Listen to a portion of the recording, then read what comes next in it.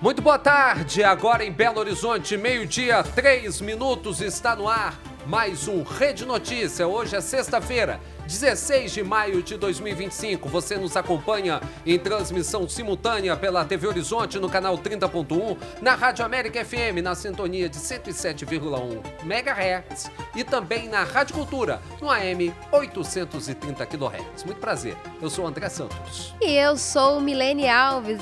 É um prazer estar na sua companhia. O Rede Notícia é um jornal dinâmico, rápido e informativo feito especialmente para você. E eu já quero chamar você, telespectador e ouvinte, a participar do Rede Notícia com a gente. É fácil. É só mandar uma mensagem para o nosso Zap da Rede Catedral. O número está na sua tela. 31 99680 2910. Eu vou repetir. DDD 31 99680 2910. E aproveita para dar um pulinho também nas nossas redes sociais. Você pode acompanhar o Rede Notícia pelo nosso canal no YouTube, TV Horizonte Oficial, e nos seguir no Instagram, @TV Horizonte Oficial e @Rádio América Oficial. O conjunto arquitetônico da Pampulha completa hoje 82 anos. A obra idealizada pelo então prefeito de Belo Horizonte, Juscelino Kubitschek, e que conta com o projeto urbanístico de Oscar Niemeyer e paisagístico, de Roberto Burle Marx, se tornou Patrimônio da Humanidade pela Unesco em 2016. Hoje, o prefeito Álvaro Damião esteve há pouco na Pampulha e navegou pelo espelho d'água na Lagoa. A repórter Erlaine Grace acompanhou e conta as novidades. Boa tarde, Erlaine. Boa tarde, Milene e André, e a todos que nos acompanham no Rede Notícia. Eu estou aqui no principal cartão postal de BH, que completa hoje 82 anos. E para comemorar essa data, o prefeito Álvaro Damião navegou pelo espelho d'água, que é muito bonito, né, Wallace? Mostra as imagens daqui. A lagoa é linda, mas também ela tem problemas, né, que atravessam décadas. E durante a coletiva, o prefeito destacou a importância histórica da Pampulha e disse que vai trabalhar para que os moradores da cidade e também turistas, assim como ele, possam navegar pela lagoa. Vamos ouvir o que ele disse. A nossa lagoa não tem mais aquele cheiro insuportável que tinha. A nossa lagoa é limpa, 82 anos de história, e criada por Negrão de Lima, repaginada por Juscelino Kubitschek. O investimento que a gente faz aqui vale a pena. Nós temos uma lagoa hoje quase que navegável, né? Quase que navegável. Já vai ser navegável muito em breve. A gente tem muita coisa para fazer agora. Nós vamos... O mesmo passeio que eu fiz ali, eu quero que o povo de Belo Horizonte possa fazer também. E eu acredito que esse ano ainda o povo de Belo Horizonte vai fazer o mesmo passeio que eu fiz, num barco moderno, um negócio bonito. O prefeito destacou também os valores que estão sendo gastos com a manutenção do espelho d'água. Vamos acompanhar os números. São 22 milhões e meio de reais anualmente investidos na Lagoa da Pampulha, para a manutenção da Lagoa da Pampulha. Para vocês terem uma ideia, de janeiro a abril, em apenas 4 meses, 600 toneladas de lixo flutuante foi retirado da lagoa. Isso dá uma média de 125 toneladas por mês. Flutuante apenas, tá, gente? Não estou falando do fundo da lagoa. Então, a lagoa, para a gente poder preservar e ver o que a gente viu aqui agora por muito mais tempo, a gente tem que investir na lagoa. Para comemorar a data, também vão ser realizadas algumas atividades culturais nos espaços da Pampulha, incluindo vivências, exposições, debates, oficinas e também um baile que vai buscar resgatar a originalidade da Casa do Baile. Toda a programação completa estará disponível no site do portal Belo Horizonte e todas as atividades são abertas ao público e gratuitas. Volto com vocês, Milene e André. Obrigado, Erlane. A gente está vendo ao fundo ali na imagem que a Erlane está o Yacht Club, o PIC, né? Pampulha Yacht Club. A lagoa, o prefeito falou assim, as pessoas vão navegar, não, prefeito, não vão navegar, não, vão voltar a navegar. Porque é uma tremenda de uma vergonha a gente gastar o que se gasta todo santo ano na Pampulha, com tira lixo daqui, tira lixo de lá, lixo flutuante. Você viu a quantidade de lixo que se tira da Pampulha todos os anos e ano após ano. Toda vez que um prefeito vai comemorar o aniversário do Conjunto da Pampulha, a conversa é sempre a mesma. Ah, esse ano dá, esse ano vai. Até o final do ano a gente está navegando a Pampulha. Aí chega no ano que vem, a mesma coisa acontece. Cada ente que é responsável por essa poluição absurda da Lagoa da Pampulha, e eu falo, Prefeitura de Contagem, Prefeitura de Belo Horizonte, Prefeitura de Betim, Estado, todo mundo tem que fazer a sua parte. Parar de conversa fiada, de lero-lero, de blá blá blá, e efetivamente acabar com isso. Porque o que se joga de dinheiro pra fora, no lixo, tentando limpar a Pampulha, e a Pampulha continua do mesmo jeito, é uma festa. E a Pampulha é um respiro que a gente tem, né? Um respiro de natureza que a gente tem no meio da cidade. E é uma tristeza, porque a gente passa por lá, vê essa beleza, mas o primeiro pensamento que vem na mente é, meu Deus, como isso aqui é sujo ainda. Exato, porque você passa ali na beira da barragem da Pampulha, é um odor horroroso. Não se pode pescar na Pampulha porque nenhum peixe pode ser pescado ali. Tá tudo infectado. O fato é esse. E o dinheiro é jogado no lixo. Porque algo que não tem solução e ano após ano custa, pelo menos só essa limpeza, são 54 milhões de reais. É grana demais, gente. É dinheiro demais. Pelo amor de Deus. Eu espero que esse ano, até o fim do ano, a gente mostre essas imagens do povo navegando. Agora, sinceramente, vou falar que nem o prefeito de Betim falou essa semana. Eu, André, sou muito pessimista em relação a isso. Eu acho que eu vou morrer e não vou ver isso. Sinceramente. E o prefeito de Belo Horizonte, Álvaro Damião, do União Brasil, visitou na tarde de ontem os estúdios da Rede Catedral. Ele foi recepcionado pela diretora Ana Paula Damasceno e pelo coordenador de jornalismo da TV Horizonte, Rafael Campos. O prefeito concedeu uma entrevista exclusiva no programa Ei Gente com a Cirantão. Além de fazer um balanço dos primeiros meses de gestão, Álvaro Damião falou de outros temas. Um deles foi a municipalização do anel rodoviário. Vamos ouvir? A gente está indo na próxima semana a Brasília. Eu vou conversar com o secretário-geral do DENIT, com o ministro Renan. O anel já foi prometido a Belo Horizonte, mas é só promessa, prefeito? Não, não é só promessa. Tem todo um trâmite burocrático que está sendo quebrado. Hoje nós vamos desmembrar o anel. Por que desmembrar? São 3 etapas. 3 etapas. Uma etapa, municipalizar o anel. Municipalizar o anel. Outra etapa, para poder municipalizar o anel, o dinheiro que será repassado para a construção dos 2 viadutos, 60 milhões de reais aproximadamente. A outra etapa, regularização fundiária em torno do anel. São muitos os lotes ali que o DENIT tem que passar para a Prefeitura de Belo Horizonte. E que foram invadidos. Muitos deles já estão ocupados, não é verdade? Então, são 3 etapas. Nós temos que vencer essas 2 etapas para municipalizar o anel? Não. É isso que eu vou mostrar para o DENIT na próxima semana. E é isso que a gente não precisa. Eu preciso, primeiro, municipalizar o anel. O dinheiro que a gente vai ter para os 2 viadutos já está garantido no DENIT, falta só transferir para o Ministério das Cidades para poder fazer o convênio com Belo Horizonte. E essa parte mais difícil, que é o fundiário em torno do anel rodoviário, a gente vai fazendo com o tempo.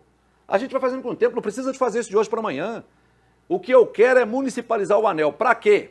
Para eu poder consertar as obras viárias, né? Viárias do anel. Os moradores em situação de rua também foram citados por Damião, que afirmou que a ajuda a essas pessoas é uma prioridade na gestão. A gente tem que mudar a forma como a gente via esse problema. O morador de rua não é problema, o problema é morar na rua. A diferença é essa, morador de rua é pessoa, é ser humano como eu e como você. Ele não é problema, né? Problema é essa pessoa morar na rua. Nós vamos oferecer para ela dignidade. Eu não vou retirar ninguém da rua. Eu vou dar a essa pessoa dignidade, eu vou dar a essa pessoa trabalho, vou dar um local para ela dormir e vou convencer essa pessoa, vou convencê-la que o que eu estou oferecendo para ela é muito melhor do que o que ela tem hoje. E que dormir numa calçada, num frio, no chão, não é para ela e nem para ninguém. E nós já temos um projeto na prefeitura, nós estamos melhorando a nossa capacitação. Ontem eu entreguei 28 certificados, 28 não, 78, né? 78 certificados entregamos ontem para moradores de rua que hoje já estão dentro do programa Tamo Junto. E o que é o programa Tamo Junto da Prefeitura? Chegamos à marca de 1.000. Já são mais de 1.000 pessoas que não moram mais nas ruas de Belo Horizonte através do programa Tamo Junto. A Prefeitura acolhe essas pessoas, a assistência social busca essas pessoas, convence essas pessoas de que ali não é lugar para ela e dá a ela condição. Álvaro Damião também falou sobre o estado de emergência em saúde pública decretado na semana passada. Para o prefeito, a situação já era prevista. Álvaro Damião enfatizou que a vacinação é a melhor saída para a situação. O apelo é pela vacinação. Sábado eu estive lá num evento no Parque Municipal, junto inclusive com a Cirantão. Nós estivemos lá e eu tomei a vacina aplicada pelo secretário de Saúde, doutor Danilo, e peço a todos vocês que estão nos assistindo. Leve o seu filho, leve o seu neto, vá você vacinar. Nós precisamos que as pessoas se cuidem, né? Para evitar esse número que a gente tem hoje dentro dos centros de saúde, da UPA. Recado muito importante. A entrevista completa você confere em nossa página no YouTube, @TV Horizonte Oficial. E ainda falando sobre imunização, a Prefeitura de Belo Horizonte retoma a vacinação contra a Covid-19 aqui na capital. Quem tem os detalhes é o repórter Nilton Lopes.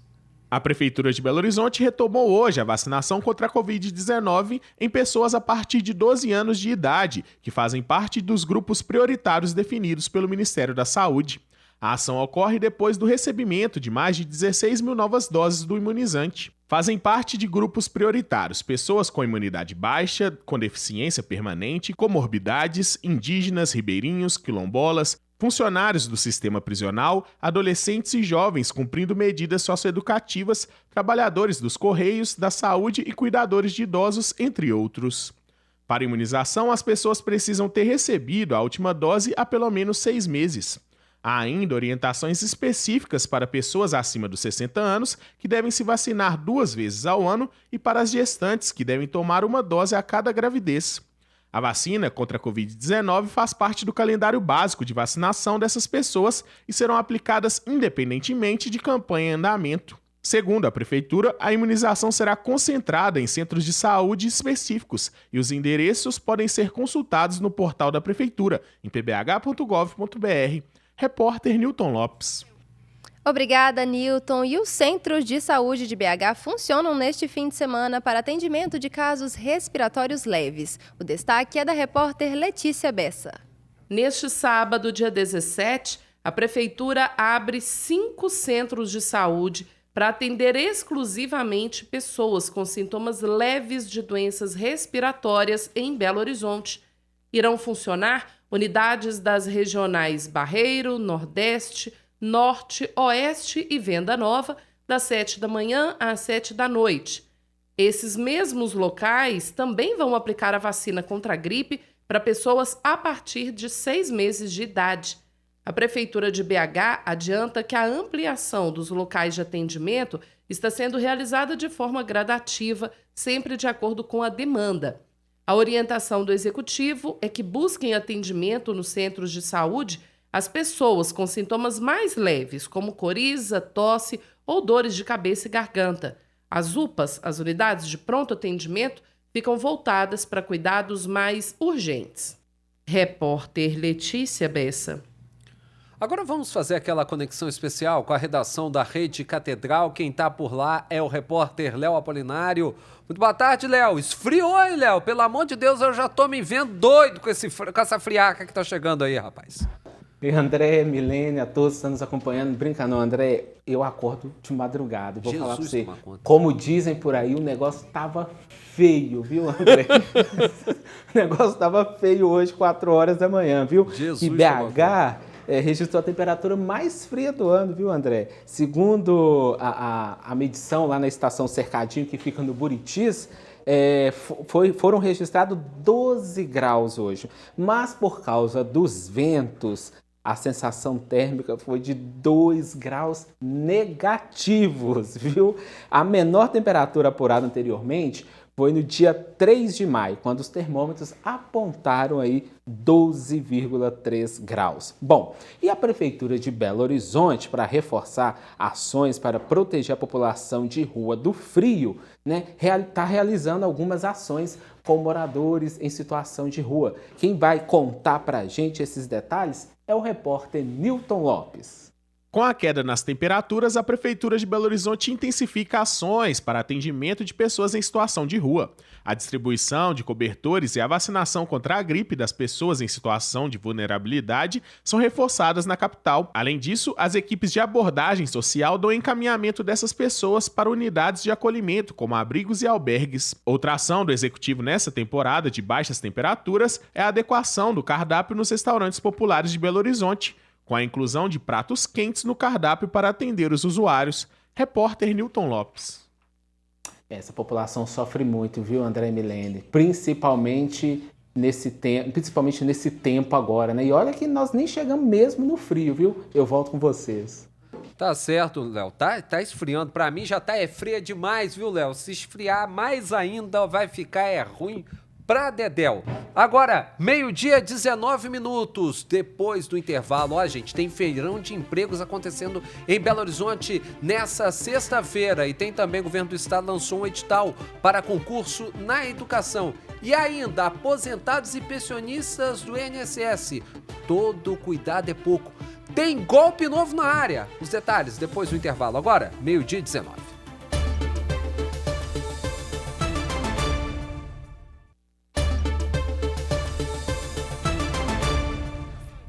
Estamos de volta agora em Belo Horizonte, 12h22. Olha só, gente, o governo do estado de Minas Gerais lançou nesta sexta-feira o edital para a seleção de 13.795 vagas para a rede estadual de ensino. As vagas são para professor de educação básica, especialista em educação básica, analista educacional, analista de educação básica, técnico da educação e assistente técnico de educação básica. As vagas são para atuação nas 47 superintendências regionais de ensino e nas unidades de ensino em todo o estado.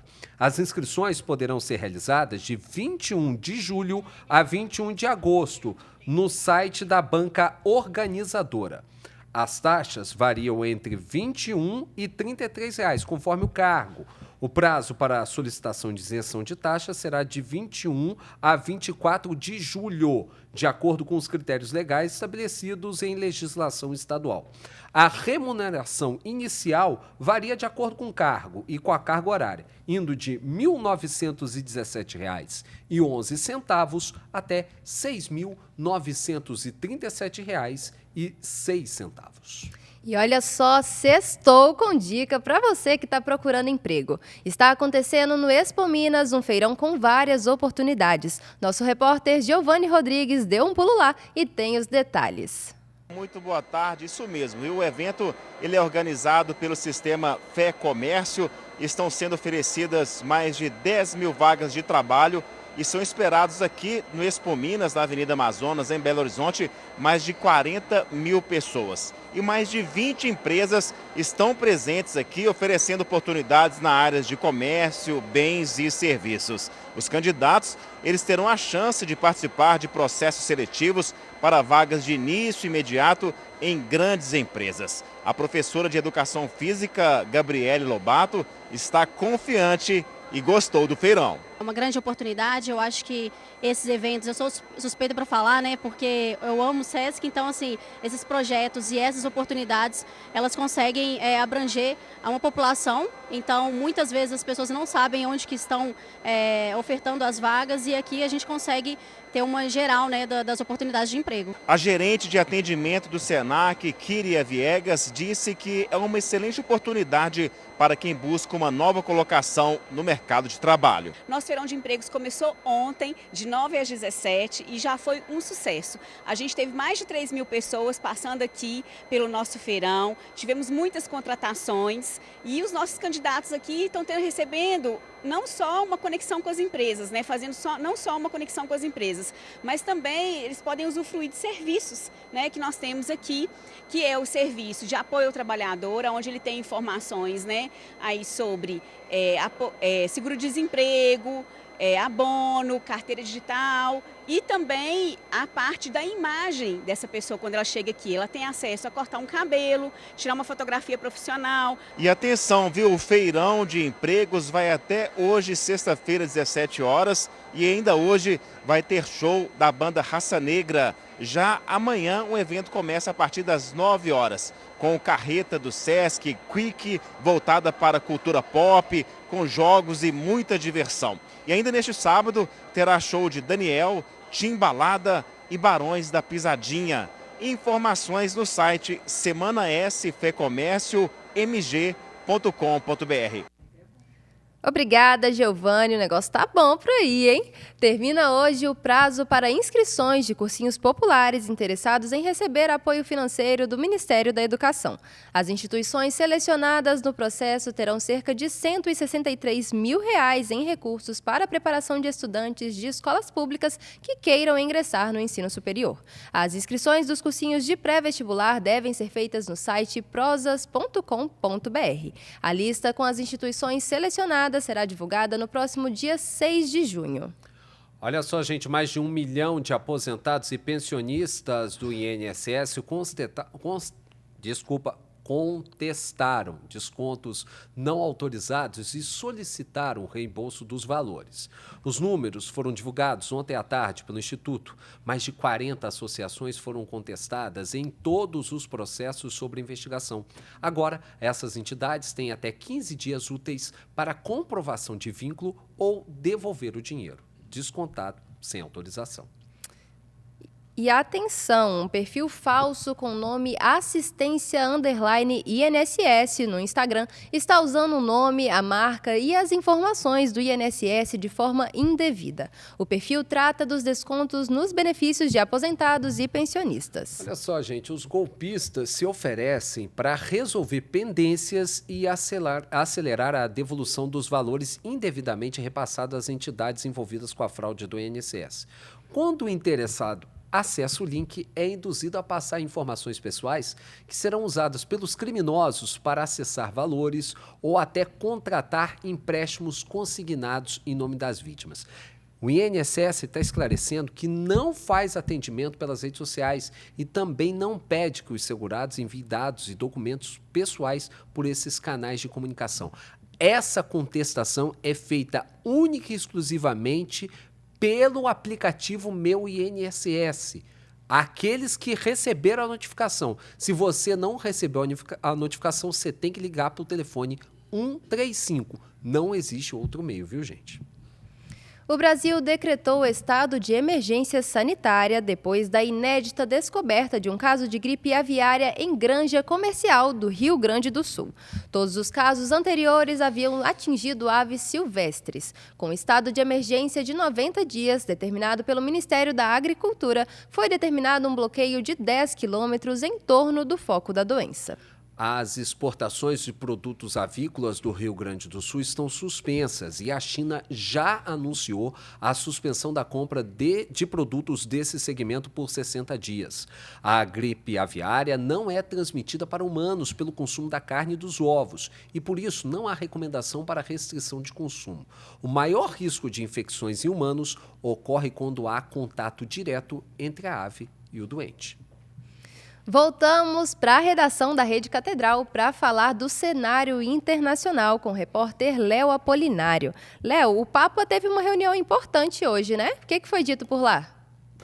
Milene, pois é, o Papa hoje se reuniu com alguns diplomatas de diversos países e disse que a dignidade dos imigrantes deve ser respeitada, tomando como base a própria condição de imigrantes e de missionários por muitos anos na América Latina.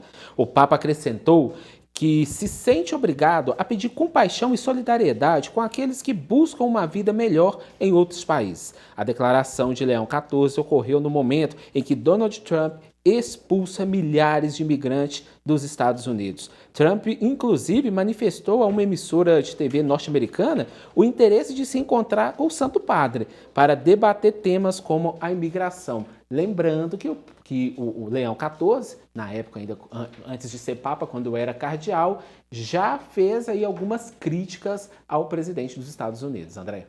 Ô, Léo, infelizmente também a barbárie e a guerra, literalmente, gente, essa é a opinião minha, André Santos, essa limpeza étnica que continua acontecendo em Israel, não param, né? Mais um ataque na faixa de Gaza, mais de 100 mortos. Até quando, hein, Léo? Pelo amor de Deus. Pois não acaba mais, né?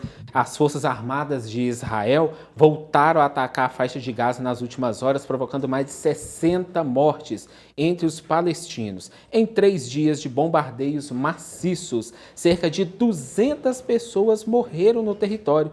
A situação de Gaza foi motivo de declaração do presidente dos Estados Unidos, Donald Trump, em visita ao Oriente Médio. Trump voltou a dizer que pretende transformar o enclave palestino no que chamou de zona de liberdade em lugar do atual território de mortes e destruição. Gente, que tristeza, gente. Alguma coisa tem que ser feita imediatamente, algum freio tem que ser dado, a comunidade internacional tem que parar de blá, blá, blá, parar de falação, ouvir os papas, porque primeiro foi Francisco e depois, agora, Leão XIV, ouvir essas autoridades morais e acabar com isso. Israel não pode continuar atacando do jeito que está atacando, porque está difícil demais. É morte em cima de morte, é uma barbárie, não dá pra gente aguentar mais isso, não. Léo, obrigado, boa sexta-feira para você. Pra nós. Agora nós vamos para um breve intervalo e na volta conversaremos com a vereadora de Belo Horizonte, Marcela Trópia.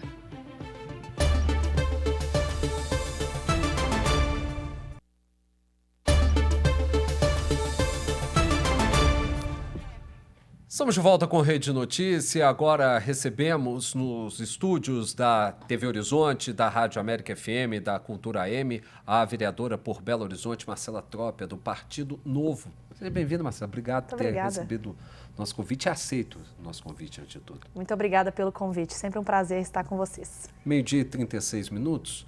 Marcela, vamos começar falando de uma iniciativa bem bacana que você apresentou e está fazendo diferença na vida de muitas pessoas, que é o multirão para cirurgia de endometriose. A gente não faz a mínima ideia de quanto isso é terrível para a mulher que tem. Causa problemas dos mais diversos e conseguir fazer com que pessoas que não teriam qualquer tipo de possibilidade de receber uma cirurgia é algo que você garantiu através de uma emenda parlamentar, né, Marcelo? Foi isso mesmo. A ideia dessa parceria com Baleia já era uma ideia antiga, o Hospital da Baleia é parceiro do mandato há muito tempo, mas eu descobri que existia uma fila de 120 mulheres em Belo Horizonte que já tinham o diagnóstico para serem operadas e não conseguiam ser operadas por falta de recurso no SUS. Além disso, a cirurgia que elas iriam fazer seria uma cirurgia muito invasiva, porque o SUS não cobre a compra das pinças, da videolaparoscopia. Eu já estou virando uma especialista em cirurgia de endometriose, né, gente? E aí eu indiquei o recurso equivalente a 60 cirurgias. Sábado agora a gente completa 30 mulheres atendidas com esse multirão. E o problema, que é um problema bom, é que a fila está só crescendo, porque quanto mais a gente divulga a iniciativa, mais mulheres que sentem dor intensa, que sofrem caladas com endometriose, querem saber como que elas podem operar. E é uma doença da modernidade, né? Porque é uma doença que normalmente é causada por desdobramentos em relação a ciclos menstruais e causa problemas terríveis, é aderência na região do abdômen. Eu tive uma prima que infelizmente já não está mais entre nós, faleceu bem jovem, inclusive, que tinha problema de endometriose e isso foi ser diagnosticado depois de passar por uma série de quase 10 cirurgias. Aí isso lá no início da década de 90, então, meu Deus do céu, é algo que ainda tem muita gente, tem mulher lá que esperava mais de um ano, né, Marcela? Não, mais de um ano é um caso até promissor, tinham mulheres desde 2017, que isso, Marcela? De 2022, que estavam aguardando na fila e o risco cirúrgico se perdia. Essa dor da endometriose é uma dor muito estigmatizada, porque essa mulher chega no consultório, fala que tem muita dor ao menstruar. Todas nós temos. É cólica, não, toma um remedinho aqui. Só que é uma dor que ela desmaia, que ela não consegue levantar da cama. E quando o endométrio vai multiplicando de maneira desordenada, ele vai para o intestino, como você falou, ele pode ir para o reto, ele pode gerar até a remoção do útero dessa mulher e deixá-la infértil se ela não fizer a cirurgia a tempo. Você falou que as 60 cirurgias estão para ser concluídas, né, e que a fila só cresce. Quantas cirurgias ainda podem ser realizadas? Tem uma meta e um objetivo de continuar com esse projeto? Bom, se for me perguntar, o meu sonho grande é zerar essa fila no estado de Minas Gerais. Eu já visitei a Secretaria Estadual de Saúde. Vocês têm esses dados? Nós ainda não temos esse dado, porque a saúde da mulher, ela ainda não é considerada uma especialidade a ponto de ser estudada com esses números, com esses indicadores. Mas eu provoquei a Secretaria para a gente saber o tamanho dessa fila. Hoje ela está em 150 mulheres no Hospital da Baleia.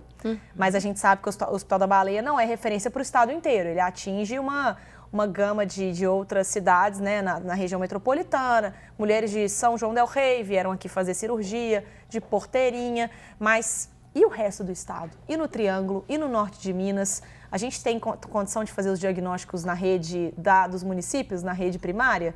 Como que está essa política em âmbito estadual? Porque realmente é um problema muito grande e só o Hospital da Baleia não vai dar conta e nem a minha emenda vai conseguir custear todas essas cirurgias. Você vai destinar mais dinheiro esse ano de novo? Vou indicar, sabendo o número até o final do ano, por volta de outubro, eu consigo indicar para o ano que vem para zerar a fila que eu sei em outubro. Mas em 2026 essa fila vai voltar a crescer e eu vou ter que fazer esse processo de indicação até a gente entrar num fluxo normal de atendimento, porque a gente está atendendo uma demanda reprimida. Porque como o hospital não tinha condições de operar com essa cirurgia mais moderna, eles preferiam não colocar uma mulher de 30 anos numa cirurgia que é de alto risco, de recuperação muito grave e que poderia deixá-la infértil. E agora, com a cirurgia mais moderna, surge essa demanda reprimida que se está assim em Belo Horizonte, com certeza está no estado. Esse mutirão só atende as mulheres que já estavam na fila ou outras mulheres que estão sabendo agora podem procurar participar? Elas podem procurar, mas o mutirão ele está trazendo as mulheres que já estavam com o encaminhamento para a cirurgia. Vale até explicar como que funciona. Tem muita mulher me chamando no Instagram e, gente, eu não consigo colocar vocês na fila. É importante procurar um centro de saúde para fazer um atendimento com uma ginecologista ou um ginecologista. Ele vai fazer um exame para confirmar que é endometriose e para confirmar se é um caso de cirurgia, porque pode ser que somente com a medicação essa mulher não precise da cirurgia. E aí esse médico é que faz o encaminhamento para especialidade, que a gente chama que é o Hospital da Baleia ou outros hospitais que façam essa mesma cirurgia. Então não existe uma fila da Marcela Troppi, eu estou fazendo tudo junto com o SUS, junto com o Hospital da Baleia, que já tinha uma lista de mulheres que fizeram consultas lá atrás e que estavam aguardando a tão sonhada cirurgia. Infelizmente, a gente sabe que essa é somente mais uma das filas de cirurgia eletivas que a gente tem em Belo Horizonte, né? E em todo o país. Talvez seja o grande gargalo que a saúde tem hoje para ser resolvida, a questão das cirurgias eletivas. Tem esse imbróglio todo Maria Amélia Lins, que vai, não vai, e acabou não tá indo para nada, e a gente está com essa situação complicada até agora. Marcela, essas cirurgias, você falou que foram destinados um dinheiro de emenda, foi aquela emenda...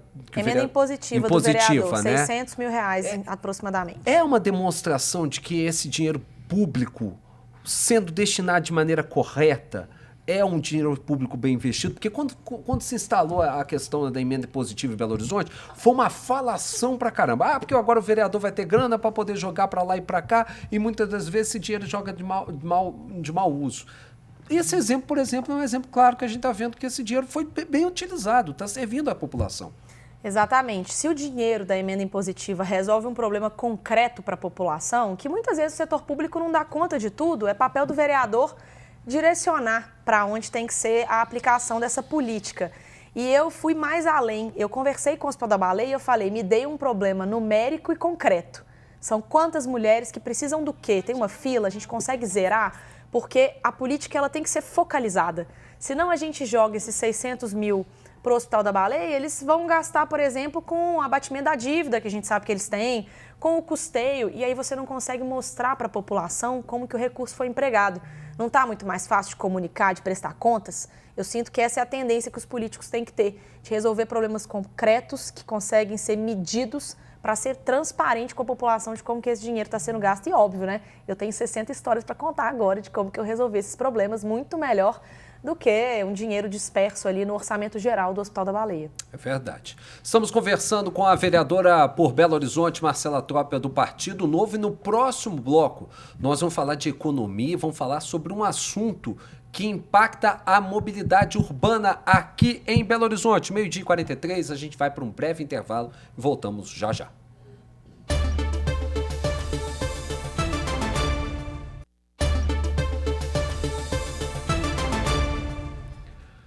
Estamos de volta, 12h47. Seguimos aqui com a conversa com a vereadora por Belo Horizonte, Marcela Trópia, do Partido Novo. Marcela, você é autora de uma lei que inclusive já foi sancionada no início de abril, que defende, né, que na verdade não defende, né, cria um marco municipal das startups.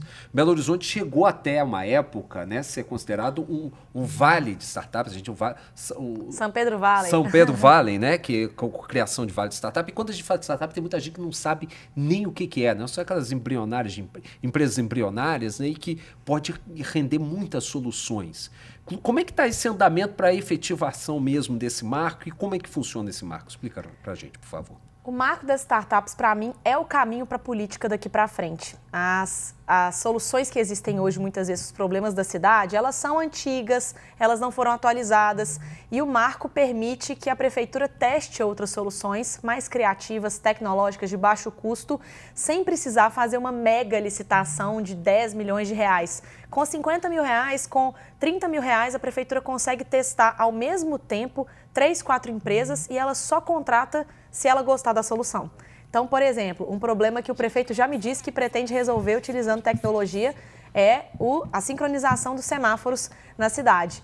Se os semáforos não estão funcionando, é possível trazer startups que estão resolvendo esse problema em Campinas, que estão resolvendo esse problema mundo afora, para virem para Belo Horizonte testar a sincronização, fazer um monitoramento maior, coordenando o fluxo de pedestres das esquinas, junto com o COP, que é o Centro de Operações da BH Trans, que já faz esse trabalho, e a gente consegue dar mais fluidez para o trânsito com tecnologia. Então, a cidade de Belo Horizonte precisa disso para diferentes áreas e agora, com a legislação que eu apresentei, tem segurança jurídica para a prefeitura contratar e para o empreendedor também não ficar com medo de não receber. Agora você falando sobre seguranças, né? No carnaval a gente teve uma série de problemas com o pessoal de bares e restaurantes.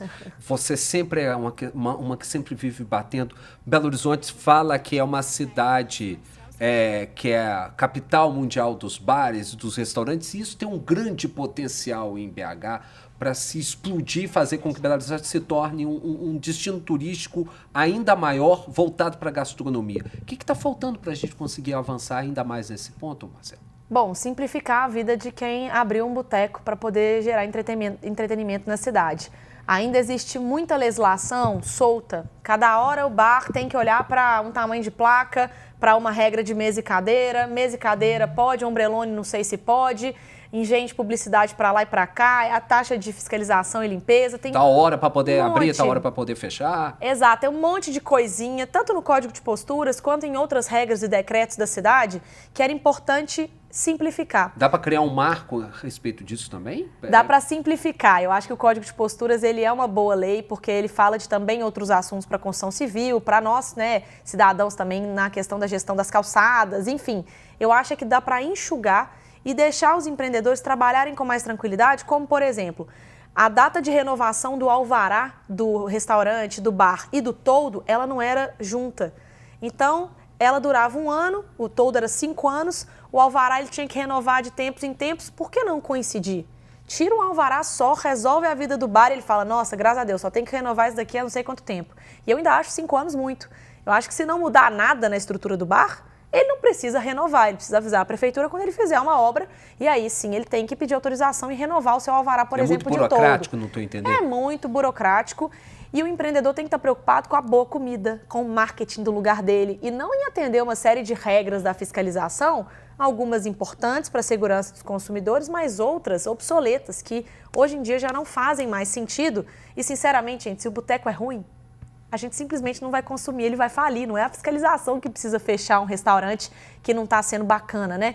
Enfim, tem várias ideias e uma legal que eu queria contar para vocês é relacionada à comida de boteco, que é um concurso que surgiu em Belo Horizonte 25 anos atrás. Espalhou pelo Brasil todo. Espalhou pelo Brasil inteiro e ele ainda não era reconhecido no calendário da cidade.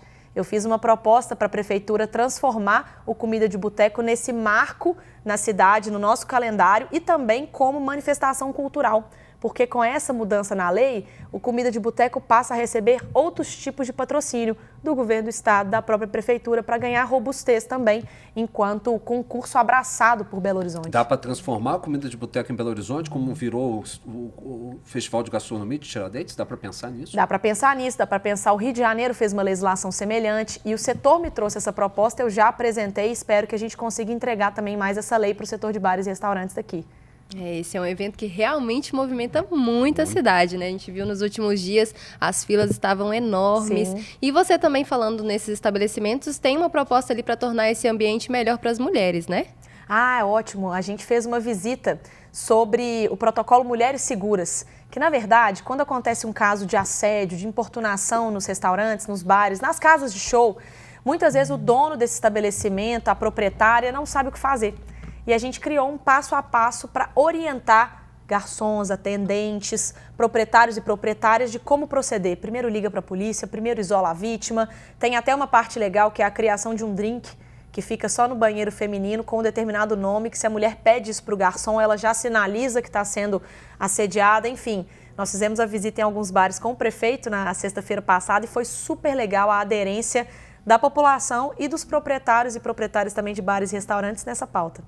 Falando em prefeito, você sempre foi uma vereadora, uma parlamentar que sempre se pautou muito pela questão de independência e vendo sempre ponto a ponto. Como é que está a sua relação com o prefeito Álvaro Damião? Excelente, né? Até porque Álvaro foi colega nosso de Câmara, então a gente teve a oportunidade de construir algumas coisas junto. Inclusive, eu sinto que o marco das startups, o protocolo Mulheres Seguras, ele colocou para rodar de verdade porque ele participou disso enquanto era vereador. E vejo nele uma abertura muito grande ao diálogo. É um cara de centro, moderado, que gosta de construir, que gosta de gente. E estou muito satisfeita com o jeito que eu tenho sido recebida na prefeitura, diferente dos outros anos em que eu fui vereadora. Marcela, você também é idealizadora de um projeto de liderança para jovens, né? Queria saber como que você vê essa formação de novos líderes e qual resultado você já tem percebido disso. Nossa, o programa já está na sua 5ª edição.